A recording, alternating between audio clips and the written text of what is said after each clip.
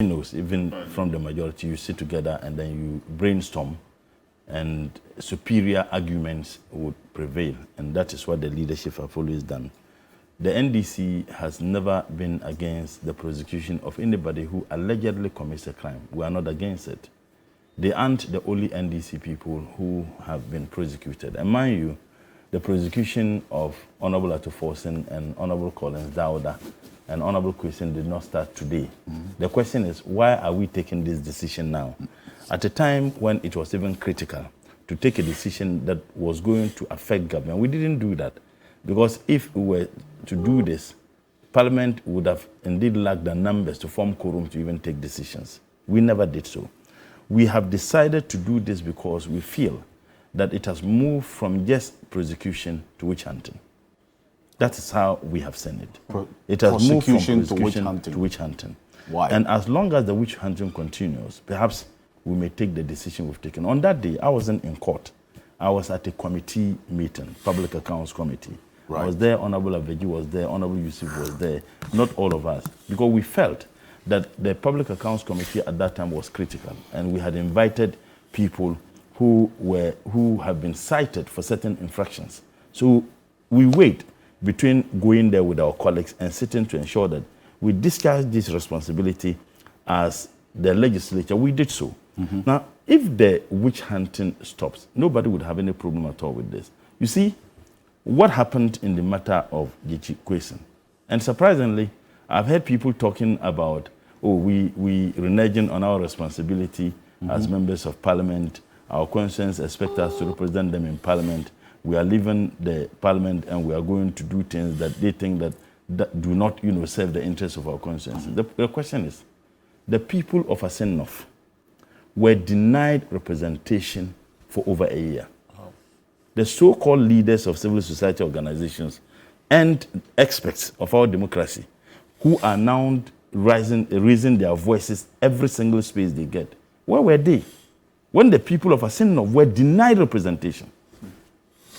A court took a decision. Is that not the case? But the man was still the member of Parliament. Nobody said anything about that. They were denied representation. Myself and my colleagues, he has filed questions on the floor of Parliament of issues affecting his constituents. I have filed several questions. Some of the questions we have filed have been responded to. We have been able to find solutions to some of them. The people of Assin-North were denied same opportunity. How about SAL? They have been denied representation for close to 3 years. Nobody says anything about that. Representation. If anybody has a problem within that area, who is going to make a case for him in Parliament? So you see, that is why I have always been talking about the hypocrisy and this cherry picking. In as much as you raise these issues, part of the responsibilities of members of Parliament is to defend, if I can quote the Amnesty International. She should be interested in this, the lady whose video you just played. I don't know why she never raised a voice when the people of Assin-North were denied representation. I haven't heard what they have said, Amnesty International, in the matter of a denial of representation of the people of South.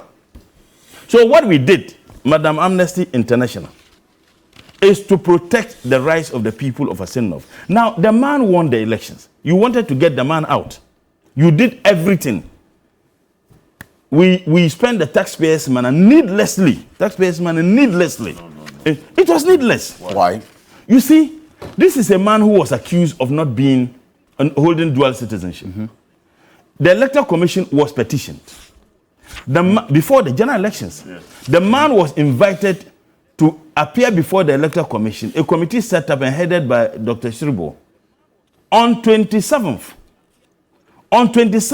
the man received the letter of renunciation. 27th of November. Yes. So, and mind you, he applied for this renunciation in 2019.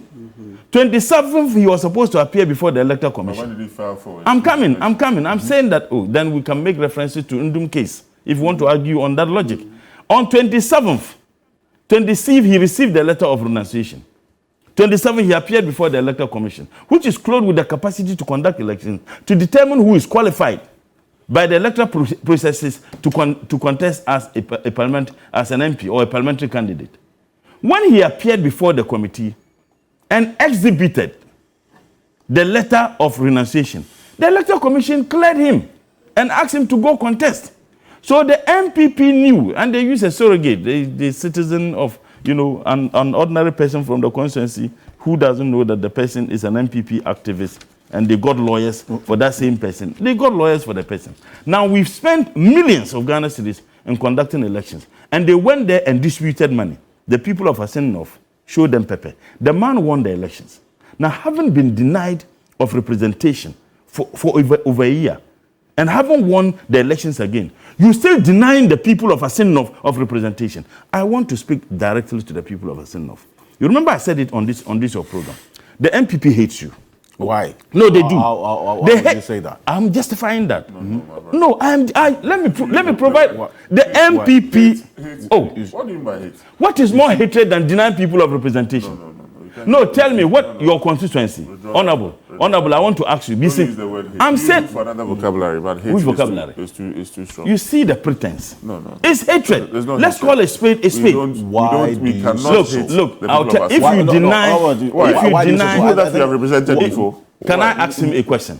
In your constituency, Tema Central, if assuming you are not an MP, and you were denied representation over a year and haven't restored that representation, hold on. The government decides to prosecute you, continue with the prosecution. Denying you the representation, won't you describe that as hatred? No. Be sincere. How will you describe it? How will you describe it? There was a legitimate reason why the person, in fact, Gyakye Quayson, has been a disservice to the people. How? Because if he had done what was right from beginning, all these issues would you are not even being fair. You know what? You are not even being responded to an invitation to this. So he's not even being fair. I'm saying that the MPP, I don't know the word. If you could borrow me a word, I will use. No.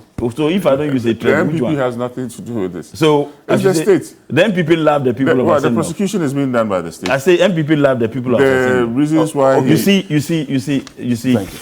The MPP, and I will repeat that, they hate the people of Asin North. Why they denied them deliberately of representation. No. And haven't re-elected the same MP. But you did that to Sal for 3 years. If the people, your constituents, were denied representation for 3 years, would you have been happy? They denied them representation. The man won the elections after they spent state money to organize something we didn't even need in the first place. We didn't need a by-election. Why did we spend money? Why did we spend money? Why did we spend money in the by-election was called by the Electoral Commission? Why did we spend money? Why did we spend money in doing the very thing that we didn't need to spend money on? Was the by-election is what? I have just told you the man was petitioned against. He appeared before the Electoral Commission with the letter of renunciation on 27th. The Electoral Commission cleared him. You went behind, got your lawyers, and got someone to go to court. And you did so because of parochial partisan interest. And what did the court say? You did so because please. You did so because of the hung nature of Parliament. You see, the sad aspect, and I told one of your leadership, everything you brought to Parliament, we have built consensus. Regardless the initial arguments and debate and strong positions that we have had in Parliament, we have been very cooperative with you in many issues that are pertinent to the good people of this country. Now, when you do this, you are taking an antagonistic posture, and that strengthens the NDC resolve. Adwoa Safo is not in Ghana.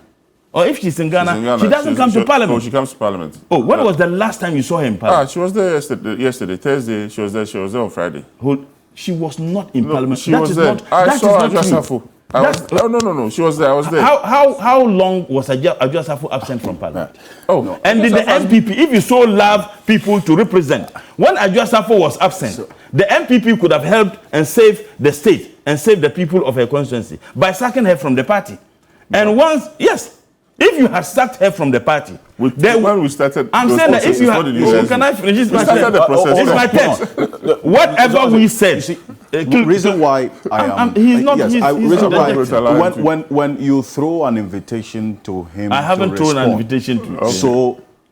No, I haven't. Based on that, if he responds to your invitation, I'll allow to a certain extent. It's an unsolicited. Okay. I would not encourage the interruptions. I am saying that when Adwoa Safo was absent, you guys were angry Your people were shouting everywhere. I guess you also shouted. You could have saved the people of this country by sacking her from the party. And if you had done that, there would have been a by-election. But you didn't do that, denying her constituency of representation.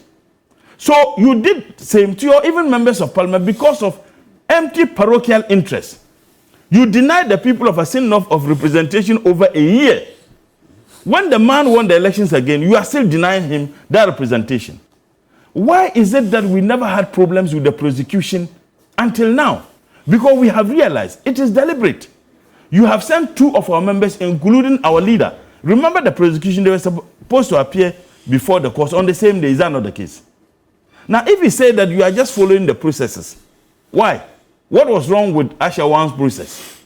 Because you wanted to truncate that process. Didn't you truncate that process? What happens to the people who invaded the MPP, what's the name? Invisible forces, who attacked a court of competent jurisdiction in Kumasi?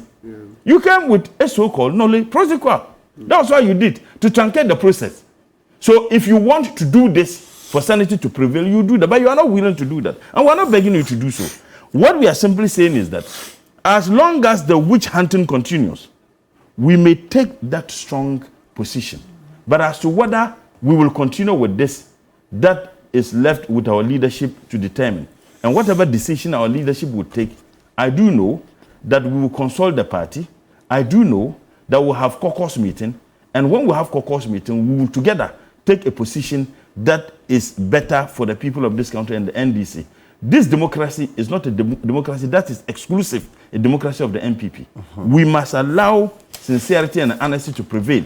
But when you have arbitrary use of force and government machinery, that is where the problem comes.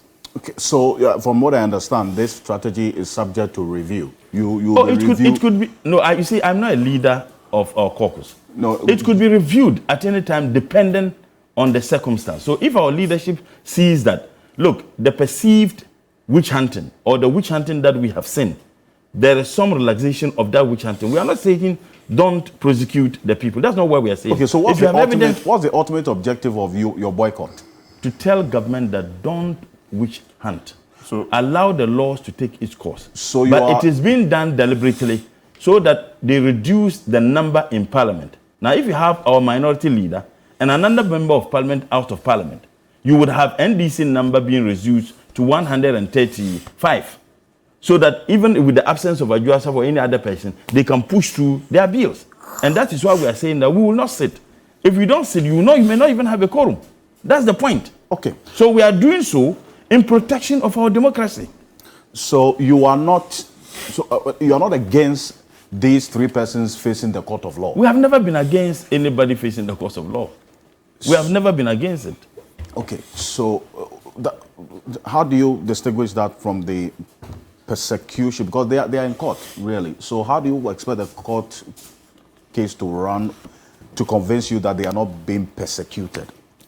Well, I mean, clearly we considered a lot of factors. We considered the posture of government, particularly the Minister of Justice and Attorney General. We considered the kinds of comments and statements that are being made when you have an MP who says that even if Quayson wins the elections, we'll prosecute him, we'll jail him. These statements were made. Even after he won the elections, you had MPP members who are still arguing that this man should be jailed. So clearly, it is not about just dealing with him with just the law alone.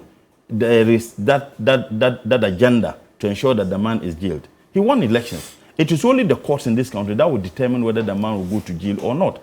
But right from the election, in fact, the campaign, even including the president, when he went to Assin, what did he say? You shouldn't elect someone who will go to jail.